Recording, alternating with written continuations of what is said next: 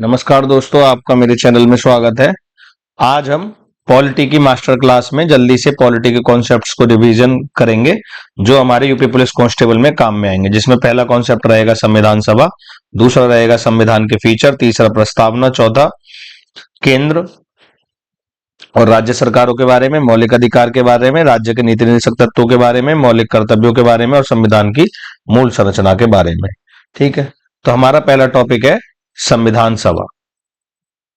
तो जी हमें एक चीज जाननी जरूरी है कि संविधान सभा का जो पूरा प्लान किस योजना के अंतर्गत बनाया गया था। कैबिनेट मिशन योजना के अंतर्गत संविधान सभा का पूरा प्लान बनाया गया था।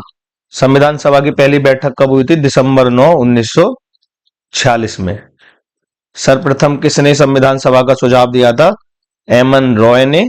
और उसके बाद अगस्त प्रस्ताव में इसके लिए बोला गया। ठीक है, संविधान सभा के वैधानिक सलाहकार, संविधान सभा के वैधानिक सलाहकार कौन थे? डॉक्टर बी.एन. राव। ठीक है, डॉक्टर भीमराव अंबेडकर अलग है, डॉक्टर बी.एन. राव अलग है। ठीक है, अब इसमें यह आता है कि जो संविधान की ड्राफ्टिंग कमेटी थी उसके प्रमुख कौन थे? उसके प्रमुख थे डॉक्टर बी.आर. अंबेडकर। ठीक है, ये प्रमुख ऐसी कमेटी थी जिसने संविधान निर्माण में सबसे अहम भूमिका निभाई है। ठीक है, और डॉक्टर भीमराव अंबेडकर को क्या कहा जाता है? संविधान का जनक भी कहा जाता है। डॉक्टर भीमराव अंबेडकर को क्या कहा जाता है? संविधान का जनक भी कहा जाता है। ठीक है भाई, एक चीज और थी कि शुरू में जो मुस्लिम लीग थी, शुरू में जो मुस्लिम लीग थी वो संविधान सभा में नहीं मिल रही थी, पर बाद में वो मिली और उसके बाद वो फिर से हट गई थी। ठीक है, जिससे भारत और पाकिस्तान नामक दो देश बने और अलग अलग सदस्यों की संख्या रही। ठीक है, फिलहाल आपके लिए इतने ही कॉन्सेप्ट इंपॉर्टेंट है जो पुलिस एग्जाम में आ सकते हैं। ठीक है, अब आगे बढ़ते हैं हम। अब हम संविधान के कुछ गुणों के बारे में हम देखेंगे। जैसे भाई जो भारत का संविधान है सबसे बड़ा संविधान है। ठीक है, भारत का संविधान लिखित भी है, मतलब पहला लिखित संविधान तो अमेरिका का है, लेकिन उसके बाद लिखित भी और बड़ा भी कौन सा संविधान है? भारत का संविधान है। भारत का संविधान कई सारे सोर्सेस से लिया गया है। जैसे भाई भारत में संसदीय सर्वोच्चता कहां से ली गई है? ठीक है, यानी संसद से संबंधित ज्यादातर चीजें कहां से ली गई हैं? हमारे यहाँ ब्रिटेन से ली गई हैं। ठीक है, और मौलिक अधिकार हो गए या न्यायपालिका से संबंधित चीजें हो गई, कहां से ली गई हैं? भाई ये अमेरिका से ली गई हैं। राज्य के नीति निर्देशक तत्व कहां से लिए गए? भाई आयरलैंड से लिए गए। ठीक है, तो इस तरीके से कई सारी चीजें हमने बाहर से भी ली हैं। जो संविधान है, भारत का संविधान कठोर और लचीला दोनों ही तरीके का है। भाई कठोर किस लिए? क्योंकि कई सारी ऐसे फीचर हैं जिन्हें हम आसानी से चेंज नहीं कर सकते, और कई ऐसे फीचर हैं संविधान के जिन्हें हम बहुत आसानी से चेंज कर सकते हैं। यानी एक तो साधारण बहुमत से आप चेंज कर सकते हैं, ठीक है, और कई सारी चीजों के लिए आपको विशेष बहुमत की जरूरत पड़ेगी। समझ में आया? हमारा जो भारत का संविधान है उसमें संघवाद तो है, डेट मीन संघीय व्यवस्था तो है, साथ ही साथ उसमें कुछ एकीकृत लक्षण भी हैं। ठीक है, जैसे भाई हमारे भारत में केंद्र सरकार और राज्य सरकार के बीच शक्तियों का विभाजन तो है, लेकिन इमरजेंसी आपातकाल में ये हमारा संविधान एकीकृत हो जाएगा और सारी शक्तियां केंद्र सरकार के हाथ में आ जाएंगी। ठीक है, तो भारत में ये चीज देखने को मिलती है। और भारत के संविधान की क्या विशेषता है? भाई भारत में संसदीय व्यवस्था को अपनाया गया है। ठीक, उसके बाद भारत में क्या है? इंटीग्रेटेड और इंडिपेंडेंट जुडिशरी है। दैट मीन्स भारत में स्वतंत्र न्यायपालिका है, त्रिस्तरीय भारत में न्यायपालिका है भाई। ठीक है भाई, पहले जिला लेवल पे, फिर हाई कोर्ट में, ये फिर सीधे सुप्रीम कोर्ट। ये खासकर सुप्रीम कोर्ट और हाई कोर्ट केंद्र सरकार के कानूनों पर भी निर्णय दे सकते हैं और राज्य सरकार के कानूनों पर भी ये निर्णय दे सकते हैं। ठीक है, तो ये मुख्य भूमिका है। और क्या भूमिका है भाई, इसमें मौलिक अधिकार है भारत के संविधान में। कहां से प्रेरणा ली इनकी? अमेरिका से। और इसमें राज्य के नीति निर्देशक तत्व भी हैं। इनकी कहां से प्रेरणा ली है भाई हमने? आयरलैंड से हमने इसकी प्रेरणा ली है। ठीक है, और क्या है साथ के साथ इसमें मौलिक कर्तव्य भी है। भाई मौलिक कर्तव्य की प्रेरणा हमने कहां से ली है? भाई ये हमने प्रेरणा ली है सोवियत संघ से। ठीक, ये आ जाता है बार बार, तो इन सारी चीजों को आप थोड़ा ध्यान से करिएगा। ठीक है, और भारत क्या है? भारत एक धर्मनिरपेक्ष राज्य है। भारत एक धर्मनिरपेक्ष राज्य है। अच्छा, एक चीज भारत में करी गई थी, भारत में जो सार्वभौमिक वयस्क मताधिकार, यानी जो आदमी जवान हो चुका है, डेट मीन जो 18 साल से बड़ा है, उस उन सभी को एक साथ वोट डालने का अधिकार दिया गया। शुरू में ये उम्र 21 साल थी, लेकिन 61वें संविधान संशोधन के द्वारा, ठीक है, 61वें संविधान संशोधन के द्वारा ये उम्र घटा के कितनी कर दी गई भाई? 18 साल कर दी गई। ठीक, उसके बाद भारत में इकहरी नागरिकता, यानी भारत में नागरिकता कौन देगी? खाली केंद्र सरकार नागरिकता देगी। ऐसे नहीं है जैसे अमेरिका में केंद्र सरकार और राज्य सरकार दोनों नागरिकता देते हैं, भारत में इस तरीके का चीज नहीं है। ठीक, अब हमने ये सारी चीजें देख ली। अब हम उसके बाद एक चीज समझते हैं जल्दी से, कि संविधान को कितने भागों में बांटा गया है, और जल्दी से उन भागों के नाम देखते हैं। ठीक है, तो भाई मोटा मोटा भारत के संविधान को 22 भागों में बांटा गया है। अब हम बारी बारी से देखते हैं। भाई भाग एक में क्या है? भाई भाग एक में है संघ और उसका भूक्षेत्र। ठीक है, मतलब जितनी भारत की टेरिटरी है उसके बारे में। भाई भाग दो में क्या है? भाग दो में है भाई नागरिकता के बारे में। ठीक है, जो इंपॉर्टेंट है खाली उनके बारे में बताया जाएगा, क्योंकि क्रैश कोर्स है ये यूपी पुलिस कांस्टेबल के पावर बैच का। ठीक है, तो इन चीज पे गौर कीजिएगा। भाग 3 मूल अधिकार से या मौलिक अधिकार से संबंधित है। भाग 4 राज्य के नीति निर्देशक तत्वों से संबंधित है। और भाग 4A मौलिक कर्तव्यों से संबंधित है। भाग 5 भाई केंद्र सरकार से संबंधित है, केंद्र सरकार हो गई या संघ सरकार हो गई। भाई भाग 6 राज्य सरकार से संबंधित है। ठीक है, भाई भाग 7 को डिलीट कर दिया गया था। ठीक है, तो भाग 7 नहीं है। भाग 8 में क्या है? केंद्र शासित प्रदेश है। ठीक है भाई, भाग 8 में केंद्र शासित प्रदेश है। भाग 9 में क्या है? पंचायत है। भाग 9 में नगर पालिका या म्युनिसिपालिटीज है। ठीक है, 9B में कोऑपरेटिव सोसाइटी है या सहकारी समिति। और भाग 10 में शेड्यूल्ड और ट्राइबल एरियाज है। उसके अलावा एग्जाम में और क्या आ सकता है इंपॉर्टेंट? भाई एक चीज आ सकती है कि भाग 15 में चुनाव से संबंधित चीजों का वर्णन है। और भाग 17 में राजकीय भाषा का उल्लेख है। ठीक है, ये कुछ इंपॉर्टेंट चीजें जो पूछी जा सकती हैं, तो उन सारे भागों का मैंने यहाँ उल्लेख कर दिया है। भाई भाग 18 में आपातकाल का उल्लेख है। और भाग 20 में संविधान के संशोधन का उल्लेख है। ठीक है, तो जल्दी से हमने ये इंपॉर्टेंट चीजें देख ली। अब आगे बढ़ते हैं। अब हम देखते हैं संविधान की अनुसूचियों के बारे में। ठीक है भाई, संविधान में शुरू में 8 अनुसूचियां थी, और अभी फिलहाल में कितनी है भाई? 12 अनुसूची है संविधान में। ठीक है, तो बारी बारी से देखते हैं। भाई फर्स्ट में क्या है? भाई जितने सारे राज्यों के नाम और उनका भूक्षेत्र। ठीक है, जहां तक उनका भूक्षेत्र आता है, प्लस इसके अंदर राज्यों के भूक्षेत्र के साथ साथ राज्यों के नाम, राज्य के नाम और इनका भूक्षेत्र, साथ के साथ जितने केंद्र शासित प्रदेश हैं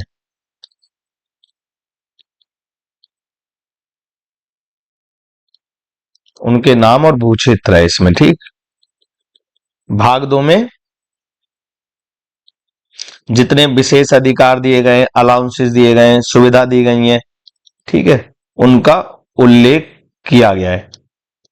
किस किस का भाई? राष्ट्रपति का, राज्यपाल का, और उसके अलावा जज जो हैं, जज कहां कहां के? सुप्रीम कोर्ट और हाई कोर्ट के जज, स्पीकर और डिप्टी स्पीकर कहां के? लोकसभा के, ठीक है। और भी कई सारे लोग हैं, ठीक है भाई। तीसरे में जितनी कस्में खाई गई हैं, या संविधान की जो कस्में खाई जाती हैं, उनका उल्लेख है। किसके द्वारा? भाई जो यूनियन मिनिस्टर है या केंद्रीय मंत्री हो गए,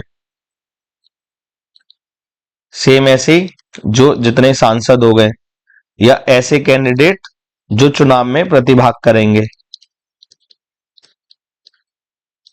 चुनाव में प्रतिभाग करने वाले उम्मीदवार, ये कौन से हो सकते हैं भाई? ये संसद में करने वाले भी हो सकते हैं, और ये राज्यों में भी करने वाले हो सकते हैं, लेजिस्लेटिव असेंबली में, ठीक है। उसके अलावा राज्य मंत्री भी कस्में खाते हैं। अब देखते हैं और इसके अलावा और क्या चीज इंपॉर्टेंट है भाई। चौथी अनुसूची में किस चीज का उल्लेख है? भाई चौथी अनुसूची में इस चीज का उल्लेख है कि राज्यसभा में राज्य और केंद्र शासित प्रदेशों को कितनी सीटें दी गई हैं, ठीक है, इस चीज का उल्लेख इसमें किया गया है। ये चीज यहां इंपॉर्टेंट हो जाती है। फिर 5वीं शेड्यूल्ड में उल्लेख किया गया है जितने शेड्यूल्ड एरिया है, और यहां जहां यहां एसटी रहते हैं उनका उल्लेख, जैसे आंध्र प्रदेश हो गया, छत्तीसगढ़ हो गया, महाराष्ट्र, ठीक है। इस तरीके के राज्यों में कौन सा वाला प्रशासन होगा जहां पेटा नाम का एक्ट लगता है, ठीक, ये वाला। भाई छठी अनुसूची में भाई सेम शेड्यूल्ड एरिया और ट्राइबल एरिया है, बस किस किस एरिया में? असम, मेघालय, त्रिपुरा और मिजोरम, ठीक है। ये वाली आपकी रिवीजन क्लास है, इसीलिए थोड़ा जल्दी जल्दी करा रहे हैं, ठीक है, क्योंकि जल्दी एग्जाम है, खाली आप एक बार रिवीजन कर लें। भाई 7वीं अनुसूची में क्या है? भाई संघ सूची के बारे में लिखा हुआ है। संघ सूची में शुरू में 97 विषय थे, अब बढ़ चुके हैं। फिर राज्य सूची है जिसपे राज्य सरकार कानून बनाएगी, फिर समवर्ती सूची। अच्छा एक चीज बताइए, जो विषय किसी भी सूची में अंकित नहीं है उन पर कानून कौन बनाएगा, ठीक है। अब 8वीं अनुसूची, भाई 8वीं अनुसूची में उल्लेख है भाषा का। भाई शुरू में 14 भाषाएं थी जो अब बढ़कर 22 कर दी गई हैं, ठीक है भाई। और 9 शेड्यूल्ड, भाई ये 9वीं अनुसूची शुरू में संविधान में नहीं थी, ये पहले संविधान संशोधन के बाद ये आई है, और ये किससे संबंधित है? ज्यादातर भूमि सुधार कानून से संबंधित है, भूमि सुधार कानूनों से ये संबंधित है 9वीं अनुसूची। 10वीं अनुसूची किससे संबंधित है? भाई 10वीं अनुसूची संबंधित है दल विधेयक कानून से। मतलब इसमें लोग एक पॉलिटिकल पार्टी से दूसरी पॉलिटिकल पार्टी में जल्दी से जाते रहते थे। कौन से अनुच्छेद के द्वारा है ये? 52वें संविधान संशोधन के द्वारा ये आई। भाई 11वां अनुसूची किससे संबंधित है? भाई 11वीं अनुसूची पंचायत से संबंधित है भाई नगर पालिका से, ठीक है। ये कौन से संविधान संशोधन के द्वारा? भाई 73वें संविधान संशोधन के द्वारा, ये 74वें संविधान संशोधन के द्वारा, ठीक है। तो ये चीज आप इन चारों को याद रखिएगा, और ये छठे को और 7वें 8वें को, ठीक है, और चौथे को। इसमें से ज्यादातर कॉन्सेप्ट क्वेश्चन आ जाता है। अब हम आगे इंपॉर्टेंट एक और चीज देखते हैं भाई, संविधान की प्रस्तावना। भाई संविधान की प्रस्तावना में जो एक इंपॉर्टेंट चीज आती है कि संविधान की जो प्रस्तावना थी उसकी हमने प्रेरणा कहां से ली? भाई उसकी हमने प्रेरणा ली उद्देश्य प्रस्ताव से, उद्देश्य प्रस्ताव से। ये किसने पारित करवाया था? भाई जवाहरलाल नेहरू जी ने पारित करवाया था दिसंबर 1946 में। इससे हमने संविधान की प्रस्तावना में काफी सारी चीजें ली हैं कि भाई भारत एक धर्मनिरपेक्ष राज्य होगा, यहाँ समाजवादी वाली व्यवस्था होगी, यहाँ सभी के लिए न्याय की व्यवस्था होगी, लोगों को स्वतंत्रता दी जाएगी, इस तरीके से।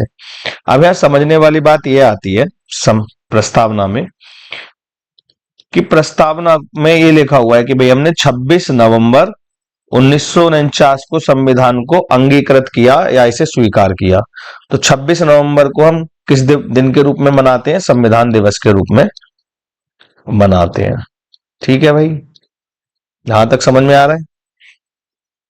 अब एक चीज और है भाई, ये एक वर्ड और आता है इसके अंदर, जस्टिस, सामाजिक,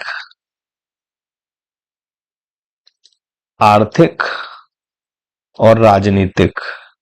ये चीज हमने कहां से ली है? जो न्याय है, सामाजिक, आर्थिक और राजनीतिक होना चाहिए, जस्टिस, सोशल, इकोनॉमिक, पॉलिटिकल, ये हमने कहां से चुराया है? इसमें रूस से। और एक और चीज भाई, एक चीज हमने और ली है, लिबर्टी, इक्वेलिटी एंड फ्रेटर्निटी, यानी स्वतंत्रता, समानता और बंधुत्व। ये हमने कहां से लिया है? ये हमने लिया है फ्रांस से। ठीक है, अगर तो ये दो तीन चीजें आए तो इन्हें आप याद रखिएगा। अब इसमें एक बार हमें याद रखना है कि क्या कभी प्रस्तावना में संशोधन हुआ था? कि जी हाँ, एक बार प्रस्तावना में संशोधन हुआ था 42वें संविधान संशोधन के द्वारा। और क्या क्या इसमें वर्ड जो जोड़े गए, आप इस तरीके से इसे याद रखना, SSI, एस फॉर सोशलिस्ट यानी समाजवाद, अगला एस फॉर सेकुलर यानी धर्मनिरपेक्ष, फिर इंटीग्रिटी, डेट मीन्स अखंडता। ये तीन शब्द 42वें संविधान संशोधन के द्वारा जोड़े गए, समाजवादी, धर्मनिरपेक्ष और अखंडता। ठीक है, अब इसमें एक कॉन्सेप्ट और बार बार आया था कि जो KM मुंशी थे, उन्होंने प्रस्तावना को एज ए भविष्यवाणी का है संविधान की, एज ए हॉरोस्कोप का है, जिससे कुंडली देख दी जाती है कि आपने प्रस्तावना पढ़ ली तो आप संविधान की आपने कुंडली देख ली। ठीक है, तो पुलिस एग्जाम में, हालांकि और भी चीजें बनती हैं, पर पुलिस एग्जाम में इन सवालों में से जो यहां कॉन्सेप्ट समझाए, इतने में से आ जाना चाहिए। ठीक है भाई, अब अपनी मास्टर क्लास को आगे बढ़ाते हैं भाई। अब आगे आता है केंद्र और उसका भूक्षेत्र। ठीक है, तो भाई अनुच्छेद 1, 2, 3, 4 और राज्य पुनर्गठन आयोग। ठीक है, अब थोड़ी कहानी देखते हैं भाई। अनुच्छेद 1 के अंदर तो सारे जितने राज्य हैं उनके खाली नाम और भूक्षेत्र के बारे में दे रखा है भाई। अनुच्छेद 2 के में क्या कह रखा है भाई? अनुच्छेद 2 में ऐसे भूक्षेत्र जो भारत की सीमा से बाहर हैं, अगर उन्हें कभी भारत में जोड़ा गया, ठीक है, अगर उन्हें भारत में जोड़ा जाए तो कौन सा अनुच्छेद काम करता है? अनुच्छेद 2। जैसे सिक्किम को जोड़ा गया था इसके तहत। ठीक है, आर्टिकल 3, अनुच्छेद 3 भाई। इसका मतलब है कि अगर मान लो आपको भारत में किसी राज्य के आपको दो टुकड़े करने हैं, ठीक है, दो टुकड़े करने हैं, या किसी राज्य के आपको क्षेत्रफल को घटाना है या बढ़ाना है, या आपको किसी का नाम चेंज करना है, ठीक है, अगर आप किसी को नाम बदलना है तो वो किसके तहत करेंगे? आप अनुच्छेद 3 के तहत करेंगे। यहां तक समझ में आ रहा है भाई? आप अनुच्छेद 3 के तहत यहां आप नाम को चेंज कर देंगे। अब अनुच्छेद 4 के बारे में बहुत ज्यादा आता है नहीं, तो उसमें जा नहीं रहे। ठीक है, इसमें बेसिक सा ये है कि अनुच्छेद 4 में ये चीज आती है कि जो अनुच्छेद 2 और अनुच्छेद 3 में कोई सारी चीजों में चेंज हुआ है तो वो बनाए गए कानूनों का इसमें उल्लेख है। ठीक है, यहां तक पढ़ लिया हमने। अब आते हैं हम इसमें इंपॉर्टेंट चीज पर, राज्य पुनर्गठन आयोग। ये कई बार आ जाता है भाई। जब आजादी की लड़ाई में कांग्रेस ने बोला था कि हम भाषा के आधार पर राज्यों का निर्माण करेंगे, लेकिन जैसे ही देश आजाद हुआ तो कांग्रेस को यह डर था कि जैसे धर्म के आधार पर हिंदुस्तान और पाकिस्तान बने, तो कहीं भारत के असंख्य टुकड़े ना हो जाएं, इसको देखते हुए उन्होंने भाषाई आधार पर राज्य बनाने का प्रस्ताव ठुकरा दिया। तो ऐसी कंडीशन में एक थे पोटी श्री रामल्लू, आंध्र प्रदेश के ये नेता थे, और इन्होंने भूख हड़ताल पे ये बैठ गए। भाई ये 56 दिन की भूख हड़ताल पर बैठ गए और ये बाद में मर गए। तो पूरी जगह दंगे शुरू हो गए और उससे केंद्र सरकार पर प्रेशर पड़ा। तो केंद्र सरकार ने बोला कि हाँ जी, हम भाषा के आधार पर इस चीज का निर्माण करेंगे। इस टाइम बना राज्य पुनर्गठन आयोग सन 1953 में, और इन्होंने अपनी रिकमेंडेशन दी थी कुछ, जो आई लगभग 1956 में। उसमें एक चीज मानी कि हाँ भाई, भाषा के आधार पर आप राज्यों का निर्माण कर सकते हैं, बस उसमें शर्त यह है कि उसमें देश की एकता और सुरक्षा पर कोई खतरा नहीं होना चाहिए, भाषाई और संस्कृति की जो अक्षुण्णता है वो बनी रहे, आर्थिक और प्रशासनिक जो सुविधाएं हैं उनको भी ध्यान में रखा जाए और लोगों का भला हो। ऐसे नहीं कि खाली भाषाई आधार पर बना दें। ठीक है, तो बेसिक से इन्होंने कई सारी लिमिटेशन लगा दी और भाषा को भी मान लिया। अब आपके में क्वेश्चन यह आएगा कि जी राज्य पुनर्गठन आयोग के अध्यक्ष कौन थे। ठीक है भाई, तो राज्य पुनर्गठन आयोग के अध्यक्ष थे फजल अली, और इसके साथ साथ और कौन, ये तो थे इसके अध्यक्ष, और इसके सदस्य कौन कौन थे। एक थे हृदयनाथ कुंजरू, और थे के.एम. पणिक्कर। के.एम. पणिक्कर ये सदस्य थे। ठीक है भाई, यहां तक चीज क्लियर है।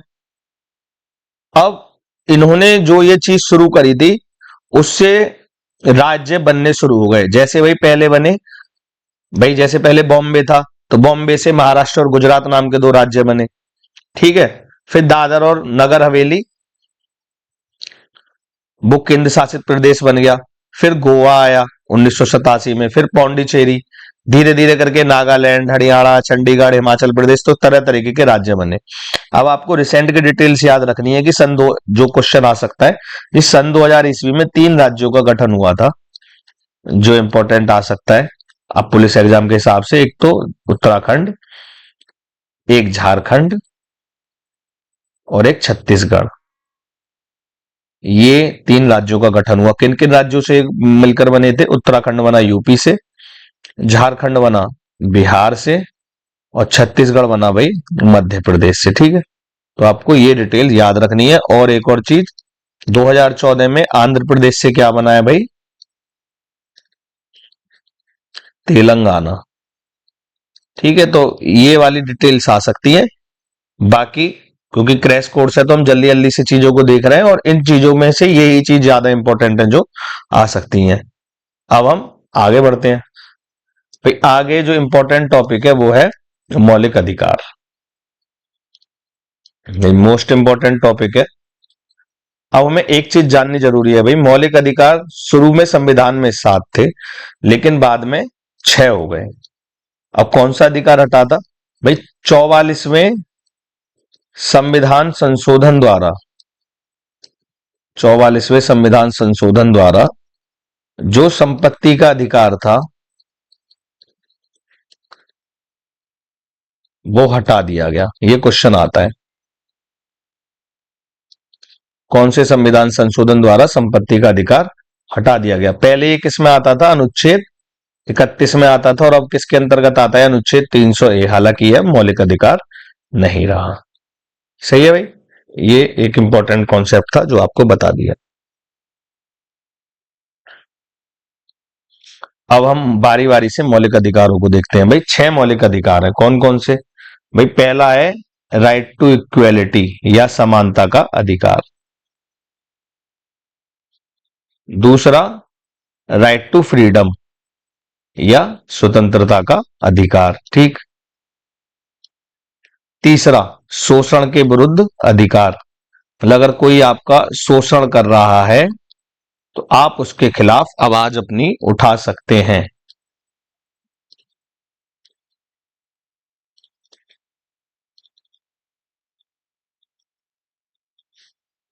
फिर आता है धार्मिक स्वतंत्रता का अधिकार।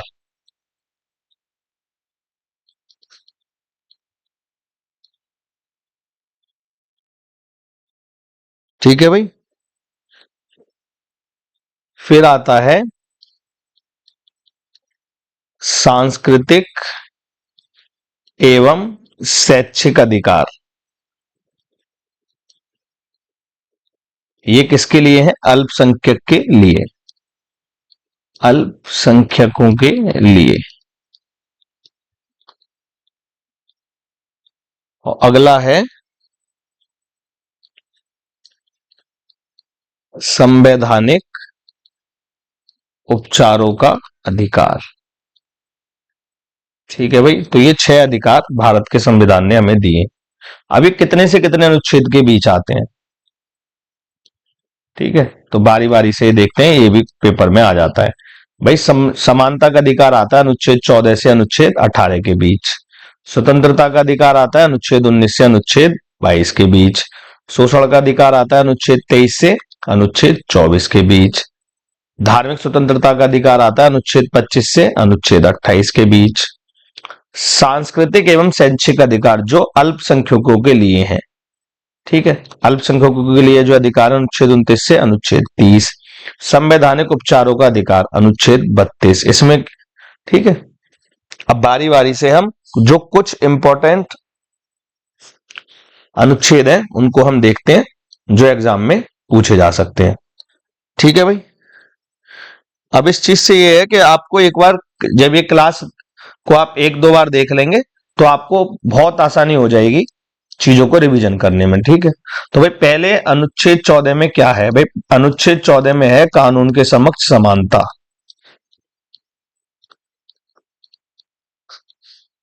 अनुच्छेद 15 में भाई जहां भी धर्म के आधार पर या जाति के आधार पर, सेक्स के आधार पर या जहां आपका जन्म हुआ है उसके आधार पर अगर भेदभाव होगा तो वो अनुच्छेद 15 के द्वारा उसका अंत कर दिया गया। अनुच्छेद 16 में क्या है? अवसर की समानता। ये कुछ खाली इंपॉर्टेंट आर्टिकल्स को यहां बताया जा रहा है, हर एक आर्टिकल को नहीं जो आ सकते हैं। अनुच्छेद 17 में जो अस्पृश्यता थी, भाई पहले छोटी जातियों से भेदभाव किया जाता था कि छूने से भी इंसान मैला हो जाएगा, जिसपे डॉक्टर भीमराव अंबेडकर जी ने भी काफी बड़ा आंदोलन किया था। गांधी जी ने भी किया था, काफी सारे हमारे पॉलिटिकल लीडर्स थे, तो उनसे प्रेरणा लेते हुए अस्पृश्यता का निषेध कर दिया गया अनुच्छेद 17 में। अनुच्छेद 18 में क्या किया गया भैया? उपाधियों का अंत।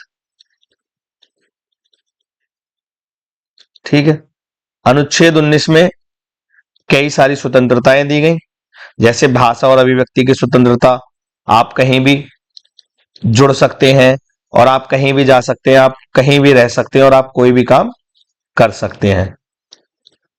ठीक है, इस तरीके से अनुच्छेद 19 में 6 तरीके की स्वतंत्रता दी गई थी। अब और इंपॉर्टेंट एक क्या है? अनुच्छेद 21 में जीवन का अधिकार दिया गया और दैहिक स्वतंत्रता का अधिकार दिया गया।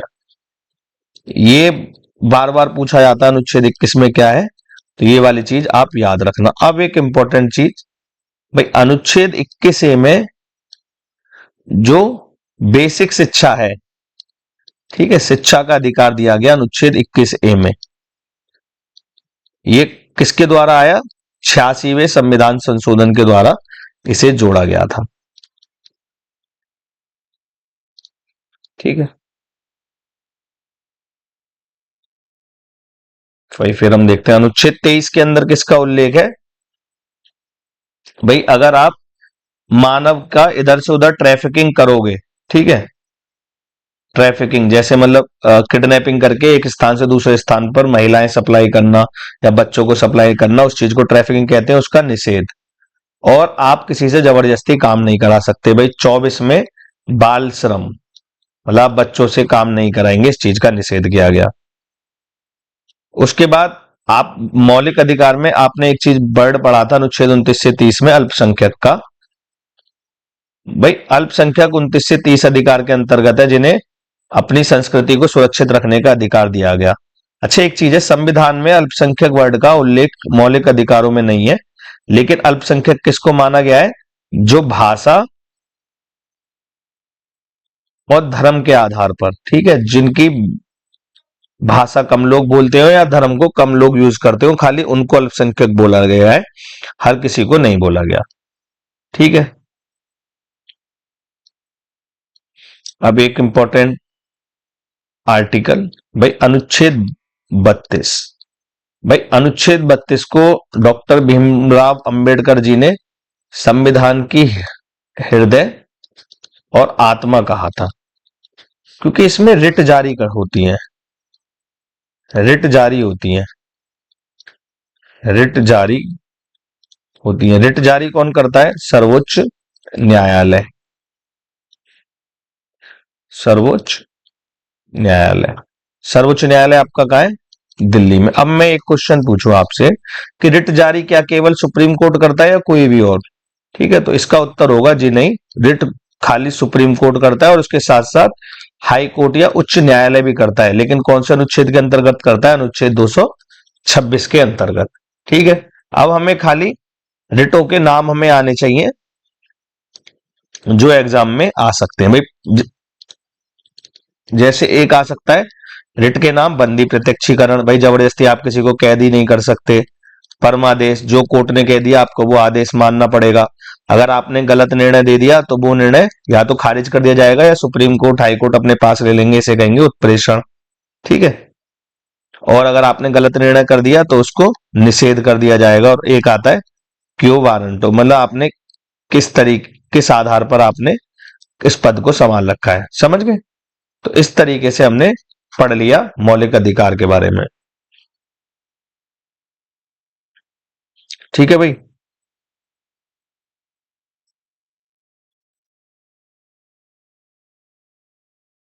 भाई अब हम आगे देखते हैं राज्य के नीति निर्देशक तत्वों को। भाई राज्य के नीति निर्देशक तत्वों में हमें एक चीज याद रखनी चाहिए, भाई राज्य के नीति निर्देशक तत्व हमने कहां से लिए हैं? नीति निर्देशक तत्व लिए गए हैं आयरलैंड से। भाग 4 के अंतर्गत ये आते हैं, अनुच्छेद 36 से अनुच्छेद 51 के अंतर्गत। ठीक है। अब हमें यहां ये चीज जानने की जरूरत है, खाली मुख्य मुख्य जो अनुच्छेद है जो आ सकते हैं हम उनको खाली देखेंगे। जैसे अनुच्छेद 40 के अंतर्गत ग्राम पंचायत का उल्लेख है। अनुच्छेद 46 के अंतर्गत जो एससी है, एसटी है या कमजोर वर्ग है, उनकी शिक्षा और आर्थिक स्थिति का उत्थान किया जाए, इसका उल्लेख है। ठीक है भाई। अनुच्छेद 44 के अंतर्गत जो बार बार करंट डिस्पेंशन बोलता है, यूनिफॉर्म सिविल कोड। ठीक है। सबके लिए एक तरीके का पर्सनल कानून हो, हिंदू हो, मुसलमान हो, सिख हो, ईसाई हो, ये वाला। ठीक है। और अनुच्छेद 45 कि 6 साल से छोटे बच्चे को पढ़ाई की सुविधा और बचपन की केयर। ठीक है। ये राज्य के नीति निदेशक तत्वों में उल्लेख है और ये मुख्य मुख्य अनुच्छेद हैं जो आ सकते हैं। अब मौलिक कर्तव्य, भाई मौलिक कर्तव्य में एक चीज जानने की जरूरत है। मौलिक कर्तव्य भाग 4A और अनुच्छेद 51A के अंतर्गत आते हैं। किसके द्वारा ये जोड़े गए? 42वें संविधान संशोधन के द्वारा ये जोड़े गए।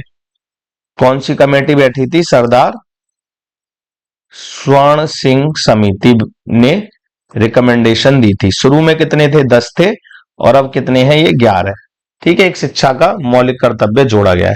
यहां तक क्लियर हो गया। अब एक लास्ट टॉपिक, भाई संविधान की मूल संरचना। इसका बेसिक सा मतलब यह है, आप संविधान की में हर चीज को चेंज कर सकते हैं सिवाय उसकी मूल संरचना को छेड़े हुए। ये हमने कौन से सुप्रीम कोर्ट के केस में आया ये निर्णय? केशवानंदा भारती केस। ये ऑप्शन में इस तरीके से आएगा, क्या क्या ऑप्शन है, तो खाली आपको केस याद रखना है। इस संविधान में आप जो चाहे उस चीज में संशोधन कर सकते हैं, बस शर्त यह है आपको संविधान की मूल संरचना नहीं छेड़नी। मूल संरचना क्या है कि भाई यहां ये धर्मनिरपेक्ष होगा, और सभी को समानता का अधिकार दिया जाएगा। सुप्रीम कोर्ट और हाई कोर्ट के कुछ अधिकार हैं, मौलिक अधिकार हैं, जैसे कानून का शासन। ठीक है, इस तरीके से ये सारी चीजें संविधान की मूल संरचना के अंतर्गत आएंगे। ठीक है, तो यहां तक आप लोग मेरे साथ बने रहे उसके लिए थैंक यू सो मच। और प्लीज मेरे चैनल को आप सब्सक्राइब कीजिए। मेरे चैनल का नाम है ज्ञान फॉर श्योर। और मेरी इस वीडियो को लाइक कीजिए और मेरे साथ आगे भी आप बने रहिए, और आगे आगे और इंपॉर्टेंट इंफॉर्मेशन मैं आपको बताता रहूंगा। तो थैंक यू सो मच यहां तक मेरे साथ बनने के लिए।